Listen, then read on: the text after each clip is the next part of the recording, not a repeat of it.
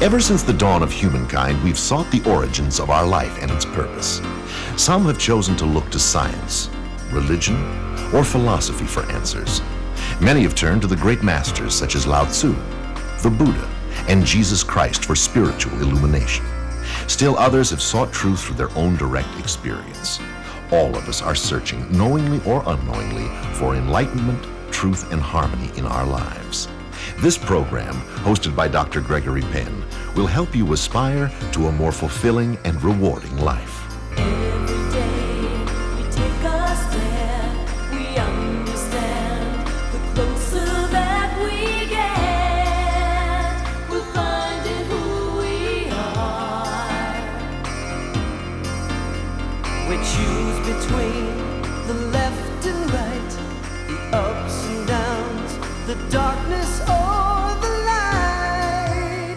We'll find in who we are. Good morning and welcome to Aspire. We're so grateful you chose to be with us this morning, and you won't be sorry. We're going to be working on a subject that affects every single one of us in this world. We all have symptoms of it and have the disease. It's called anger, and it can be cured and it can be healed. I'm afraid that anger has been a motivator too long in our life, and we're going to work on how not to overcome our anger in ways of suppressing it, but learning to understand our anger. The Buddha gave us some beautiful teachings on it, and that's what we shall be working on. In the second half of Aspire, some dialogue with my congregation, so stay tuned. We're all dancers. Aspire. Just believe. We can be everything. I'd like to begin this morning. We're going to be working with anger a great deal in this particular lesson. I'd like to begin this morning with Buddha's thoughts about anger. They're very different. Western culture doesn't always accept these ideas. We kind of think in terms of anger as being our greatest sense of power, a form of manipulation, our show of strength, so to speak. But Buddha's treatment of it here is not the same. He says, let go of anger. Let go of pride. When you are bound by nothing, you go beyond your sorrow. Anger is like a chariot careening wildly. He who curbs his anger is a true charioteer. Others merely hold the reins. With gentleness, overcome anger. With generosity, overcome meanness. With truth, overcome deceit. I want to work on that with you. Very powerful teachings. You know, a lot of people misinterpret their life. They misinterpret the reason they live and the treasures of their life and the things that are most important. The great thing that has yet to ever be tapped is our heart. The greatest thing to ever be demonstrated is our potentials. And probably the greatest aspect of ourselves we've yet to discover on our own. We hear people talk about our potentials and our greatness, but so much of that is missed because we are too angry to let the good, to let the fulfillment, to let the joy come out of us. I'm teaching a class here in Escondido on anger right now. Interesting thing, as I teach it, I find my own anger coming up. And my students, I find their anger coming up. Anger is fascinating to me. We all have it, and yet we deny it, and we use it to manipulate our way through life. And when we choose no longer to work from that point of view of using anger to manipulate us, that's when something very profound and beautiful can happen. And Buddha is right. The letting go of anger, the letting go of pride unleashes great powers. The greatest treasure, our heart. Let's look at some of the ways in which we can change our anger. Let's go to this. Let me again read this one part to you because I think it's so very valuable. With gentleness overcome anger. You know, we have forgotten how to be soft and kind and compassionate, how to be caring. We are not very caring people. We look out after our egocentric needs a great deal, but we forget that really the art of life is in being very gentle and caring with one another. It's so easy to fall off the bandwagon of caring, to forget that caring is essential. If we're going to overcome anger, we're going to have to do it with some gentleness. We haven't been taught how to be gentle, especially men. We have so much to learn about the feminine side of our nature, the gentle side of our nature. It's not an act. A lot of people think that gentleness is something you act out, something you do, the way you touch a person or or what you say to them. But really, gentleness is a presence within us, and it is found only in deep and quiet meditation. Think about your gentleness. You can overcome a great deal of your meanness, of your unhappiness, of your hurt feelings by being gentle. And if you look deeply, you'll see that the reason you are mean or feel a sense of meanness is because we haven't been gentle with ourselves. Buddha says, be generous. What does it mean to be generous? Generosity, if you look it up in Webster's dictionary, simply means one thing. It is a liberated spirit. I like that idea, a liberated spirit. To be liberated in everything that we do. Wouldn't it be wonderful if we could be so liberated in our life that we could be generous with ourselves, that we could be so compassionate, that we could look at a mistake that we have made in our life, and instead of treating it like the awesome mistake of our life, and that we should feel bad and we should feel guilty for this mistake for the rest of our life, that we would take the time to be so liberated in our spirit, so generous, that we say it's okay to make that mistake. I have noticed something. I don't know about you. I have seen people who are what I call very advanced in their soul. And one of the things that they are with all of us is they're very generous. They let us be who we are without the need to criticize or label us. If you've ever been in the presence of someone who really has overcome their anger, you'll see that they're very generous spirits. They are individuals who do not criticize or condemn. They can laugh at themselves, they can laugh at situations, but they never laugh at people in a cruel way. Think about it within yourself. How generous a person are you? Do you let people make mistakes with you without the need to criticize them, to condemn them, or to label them? It's really a very important thought. Now, this other one. To overcome deceit with truth. The greatest way to overcome conceptions of life that we do not agree with or we don't understand or that we don't see the validity in is with truth. Truth is a very unique sword. It doesn't hurt anyone, and yet it seems to cut through all of the garbage, seems to cut through all of the misgivings, the illusions of life, and brings us into a sharp clarity within our living. It's a very important point in our daily life, this idea of overcoming our fears through truth. So much of our life is missed because we just don't see it the way it really is. We look at people, we look at conditions, we look at situations, and we miss them. We don't see them for what they truly are. There is a pearl, Jesus talked about, of great price in all of us. And it's a magnificent pearl. It is of great worth, and the way you will find it is through simplicity and kindness. That's what Buddha was trying to teach us. Jesus tried to teach us the same thing. Be simple, be kind, be loving. Don't allow the fears of the past or the fears of the future get in the way of the now moment. And if you practice that kind of attitude, your pride will diminish. And as your pride diminishes, so will your fears. I want to end with a little story. It's a Zen story. Quite frankly, it's one of my very favorite stories in my whole life. And I share it with you for one simple reason, that it shows what happens when we live in ignorance. And that's what anger and fear are all about. It's a story about a man who studied many years in a Zen monastery trying to find enlightenment within himself, and he never seemed to be able to find it or to get it. He worked many, many years, and other students came and left and found their enlightenment, but he remained. Finally, one night, out of his anger and his pride, he just felt it was too much, and he needed to leave. And he felt if he left the monastery and gave up on himself, that's the best thing he could do for himself and for his brothers. So he left. And he staggered around and staggered around and staggered around and tried to find some place to live and some place to be. And it was still dark at night. And he wound up by this pond, and there was this great big huge log sitting next to the pond. And as he sat down and tears were in his eyes and he was feeling very dejected, very angry, there was a bag between his feet, and he put his hand in the bag and he felt the smooth stones, and he thought that they were stones that were at the bottom of the river, and he took out the stones and he felt them, and he took them and he started throwing them in the water to pass time. And as he threw them in the water, they would bounce on the water, they would skip. And he would throw these stones all night. Finally, day broke, and his fellow disciples were very concerned about him, and they went looking for him. And they searched and they searched, and they found him by this pond and sitting on this log with his hands clenched very tight and weeping, but totally enlightened.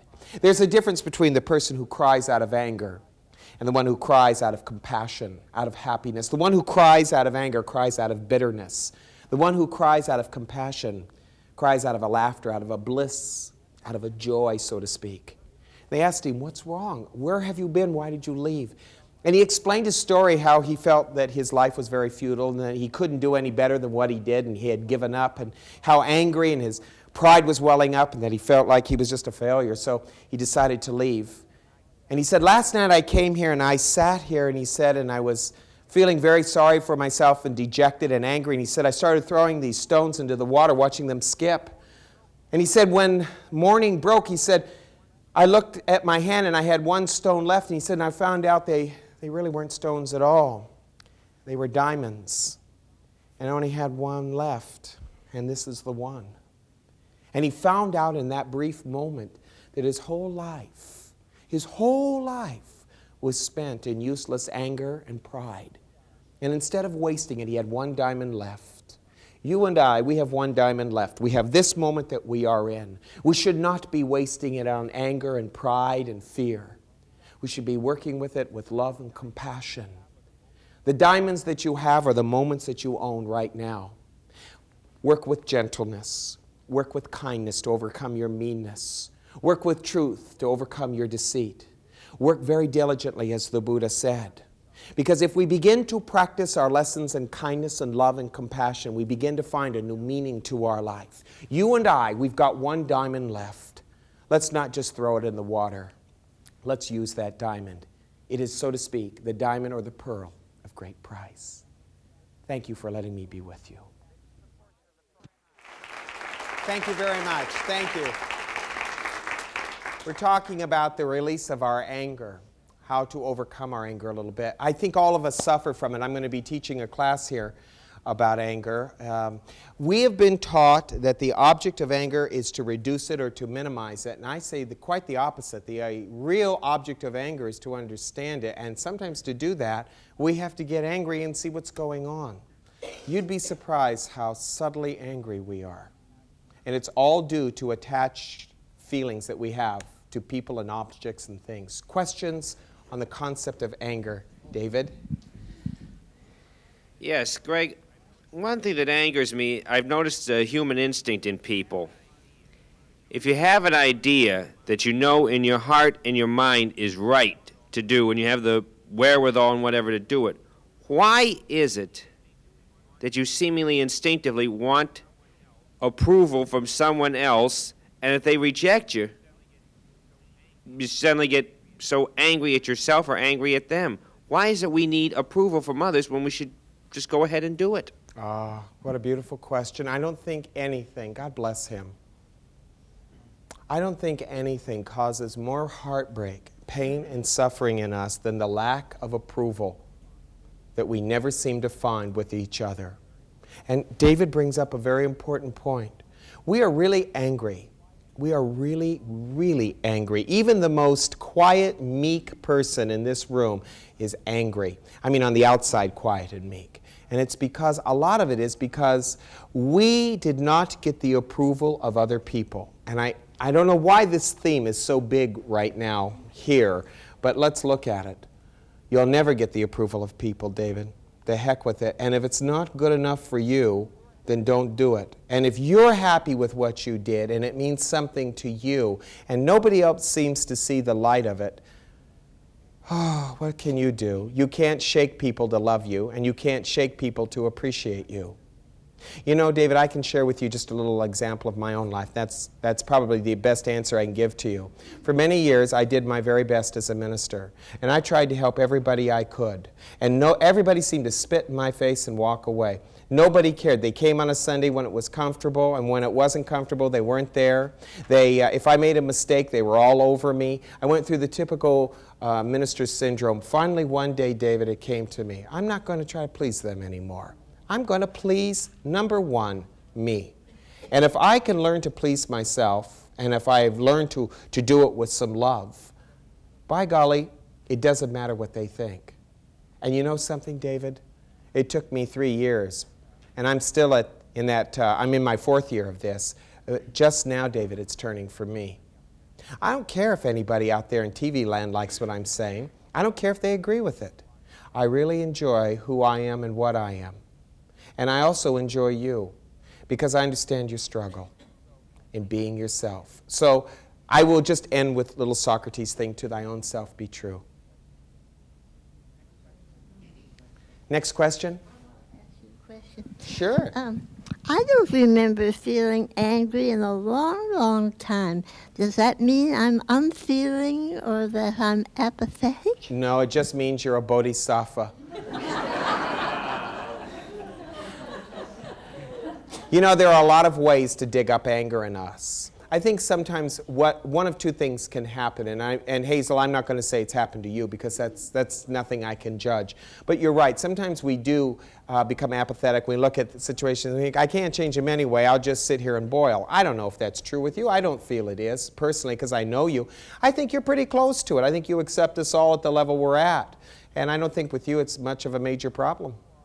So you are kind of the one of those very rare individuals who I can look at. I've always been accepted in your eyes, and I've always appreciated that in you. So I bow to you. You're welcome. Next question. Yes, good morning, Greg. Good morning. I just recently made the discovery that I was angry. And Yes. My question is this, and what's going through my head with that is, because of past things that happened in my life and all of that stuff. And some people on one side are saying, hey, it's going to take you a long, long time to get over this and the effects in your life and da-da-da. And yet, on the other hand, I know that now that I know what the anger is and what I have to do about it, I have to get rid of the anger. I want to know how long does it take a person to get rid of the anger and be able to forgive and go on without it affecting your life anymore? The level between, or the time between yourself and the anger's kind of healing in you is directly proportionate to your effort. I mean, your effort is not to get over it, your effort is to accept it. And not try to get over it, so to speak, not try to get through it, but to sit in your anger for a while into the sludge pot of your being, where we all sit and boil in our own juices, and to ask ourselves questions like, why am I here? How is this serving me? Am I happy sitting here? Do I need to sit here? I can get up. I can go. I don't need to stay. Those are decisions we make moment to moment. It doesn't need to take a long time. I can give you a little secret if it'll help you, a couple of little things that might help you. Please understand that the length of time it takes you to resolve this thing is in your effort to want to let it go. And anger is often playing a very big vocal point in our life. It's usually a power thing. If I have a person here in my life and a person here in my life and I'm trying to control them, I will use anger. You understand? All of religion is anger. What controls people in religion? Fear and anger. The cross. What is the cross the symbol of? Is that the symbol of flowers blooming? No, it's a symbol of death. And it is that thing that's kind of hung over our heads. Like, remember the death of the only begotten Son of God. That's an angry type of situation. When you look at that, no longer need that kind of thing anymore to move you or to be controlled by. See, anger controls us, and we kind of enjoy it. I mean, would you pay your, can we talk? Would you pay your taxes on your own? No. And when do you do it? But when you have to. And there's that anger behind it. Do you understand? Anger is what moves us. Anger is definitely, and fear. Of course, fear is always there. Fear is behind everything. Fear, real fear, turns to anger as it seeps up into the brain. So, hey, you can drop it all now if you want. You want to get rid of it? Ask yourself, what role is this playing in my life? Do I need anger to make me do things? Do I need anger to make me happy? Do I need anger to manipulate people around me? And if I do, I'll suffer the consequences. And if it's no longer important to manipulate people, and if your happiness doesn't have to depend upon other people, then you don't need the anger anymore, and you'll drop it. You'll drop it quickly. Why use anger? You don't need to use anything. You're very close to that anyway. Next question. Is it possible to achieve a balance between, between living in the body, the physical body we're in, and living from the spirit that we're supposed to be living from in this Yes. life? Yes. And the balance comes within ourselves of recognizing what is true and what is eternal and what is transitory and just earthly. You know, your body is only supposed to be here for a while. You're not supposed to be here forever in it. And as it grows older and takes different forms and shapes, you should be happy about it. It should tell you a lot. You know, I was talking to the makeup artist that does me, and I was telling her, you know, people who are growing older, I like their wrinkles. I like people's wrinkles. Even as a kid, I like people's wrinkles because you can tell where the wrinkles are, how they've lived their life. If they've lived a happy life, they got lots of great wrinkles. You know, they look like Shar-Peis. But if a person has lived a very bitter life of self-hatred, you can also see that. And that kind of is a clue to how you treat them. The body's kind of an indicator. You live in your body, but learn not to live of it.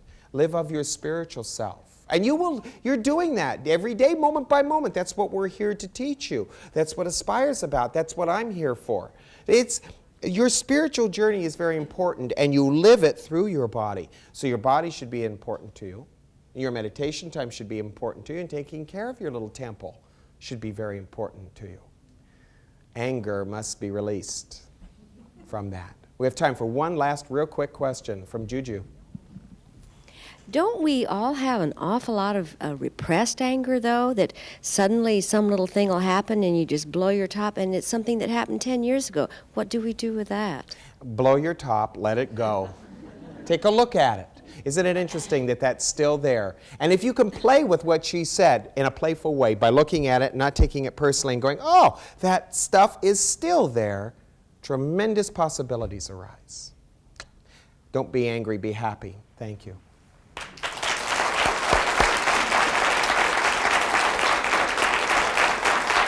Thank you. You were wonderful. I feel that this was a very important program. Anger is something that affects all of us. A lot of what we do comes from anger. A lot of religion is based purely and entirely upon anger. And we've tried to cover it up with these feelings that we have about the Master Jesus and our loyalty towards him. But I think Buddha had some great ideas about how to resolve our anger. This week I'd like you to work on some practice ideas. Practice being very gentle. Understand that our anger and our anger that we feel from other people come from feelings of inadequacy in us. And if you're feeling inadequate, be gentle with yourself. If you're finding anger of other people levied upon you, please remember, they know not what they do, because it's out of ignorance that we find our greatest cruelty. So try to be gentle with yourself. Love is a very interesting road, and it takes a lot of tolerance and compassion to walk it. 2, remember what Buddha said about being generous. Be very generous in your spirit. A generous spirit is a liberated spirit, a kind one. Always be very generous with your love, with your compassion, your forgiveness, your understanding. Let other people make mistakes with you. We don't have to be angry at them. They can make their mistakes. They can say what they want, but never let anyone disturb the calm, cool love of your being. Therefore, we don't have to be haughty or angry or resentful. I hope these ideas mean a lot to you, and I hope you'll practice them during the week. Write me, let me know how you're doing with them. I want to know. I care, and I think that these particular lessons can be of great unfoldment, great benefit to you. I hope you'll tell a friend about our program and join us again next week as we seek to aspire to these teachings. Thanks for being with us, and have a wonderful week.